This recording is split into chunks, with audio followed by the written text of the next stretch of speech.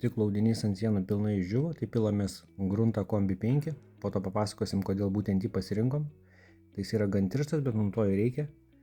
Tai esmė tai viskas paprasta, lygiai taip pat kaip dažymas, kadangi dirbam dviese, tai vienas užvedinėja, kitas plokštumas dažo. Tai gruntas tikrai įgeria labai daug pirmam kartui. Tai taip kantriai, per kelis vilgimus vieną juostą pasidarai ir taip keliaujam per visus kambarius. Taip atrodo po pirmo sluoksnio, kai kur matosi tokia struktūra, kai kur matosi stiklo audinio sujungimai. Ir pilnai išdžiūvus pirmam sluoksniui tepam antrą kartą. Tai antras kartas lygiai tas pats, kas dažymas. Tai dažymo gruntas tepasi kaip dažai, tai dažom toliau sienas.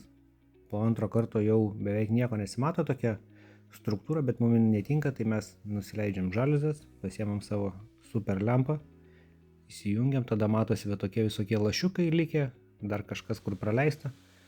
Tai su Planexu viską gražiai susišveičiam, nusiema toks pirmas sluoksnis. Čia labai gerai matosi, tokios lyg atrodo dobelės, bet čia dėl to, kad ta lempa stovi šone. O čia yra nešveista, tai toks kaip lyg zomšas atrodytų. Tai viską susišveičiam gražiai. Iš kito šono toks net blizgumas atsiranda. Tai gruntas šveičiasi puikiai, dulkių minimaliai lieka. Ir dažysim 2 kartus, dažysim su matiniais dažais. Dažas gulasi labai gerai. Tai ilgai lieka gyvas, tai gali neskubėti dažyti. O finalas gavosi va toks. Tai mums tikrai labai patiko. Sutaupėm labai daug laiko, nereikėjo glaistyti be reikalo. Vėl šveisti, vėl gruntuoti. Tai tokius sprendimus pasirinkom šitam objekte. Gruntą naudojom kombi 5, o įsigijom viską Duliuksoj. Tai Technikos gatvė 1A.